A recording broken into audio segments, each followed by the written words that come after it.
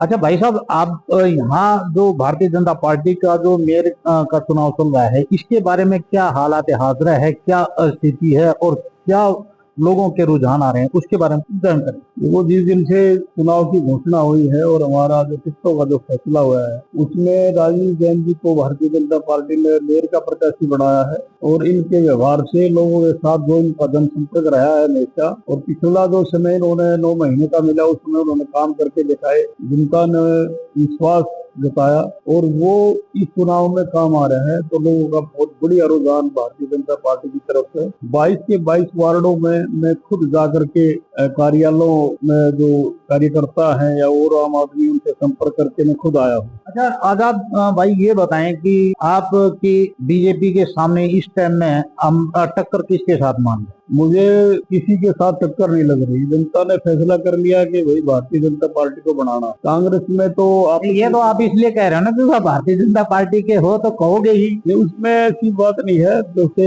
मुख्य तो कांग्रेस ही है और तो कोई दल ऐसा है नहीं, लेकिन कांग्रेस में तो अपना खुद ही तो मेयर का कैंडिडेट ही 2 दिन के लिए भाग गया था। वो ये कह रहे थे कि बीजेपी ना अफवाह उड़ा दी कि हम भाग। तो वो ये कोई उस वाली बात है भाई, नाच ना जाने आंगन टेढ़ा। अब वो अपनी कमी को दूसरे में थोप, ये भी उनकी कमी ही है। जो अपनी कमी को ना माने मतलब वो कमजोर है। अच्छा, बीजेपी को वोट देने का क्या कारण क्या है? कोई एक कारण ऐसा बताओ, 2 कारण बताओ जिसकी वजह से जो सिर्फ बीजेपी को ही क्यों वोट दी जाए और उसी का मेयर क्यों बनाया जाए? देखो, बीजेपी का एक विजन है कि वो काम में विश्वास करते हैं, विकास में विश्वास करते हैं। चाहे वो मेयर के चुनाव की बात है, चाहे वो विधानसभा के चुनाव की बात है, चाहे वो लोकसभा चुनाव की बात है। लोग भारतीय जनता पार्टी के कार्य को देख करके बीजेपी को वोट देते हैं और बीजेपी को बढ़ाते हैं। अच्छा, राजीव जैन जो आपके महापौर उम्मीदवार हैं, तो उनके प्रति लोगों के क्या व्यूज आ रहे हैं, क्या उनके प्रति सोच, क्या उनके प्रति जो ना लोगों का रुझान है, वो 2-3 बातें। देखो, विशेष तौर से मैंने पहले ही बताया है कि राजीव जैन एक ऐसी शख्सियत है जो 24 घंटे पब्लिक के लिए उपलब्ध रहते हैं। कहीं भी कोई भी छोटी मोटी किसी को दुख तकलीफ है वहाँ पहुँचते हैं, उसका समाधान भी करते हैं और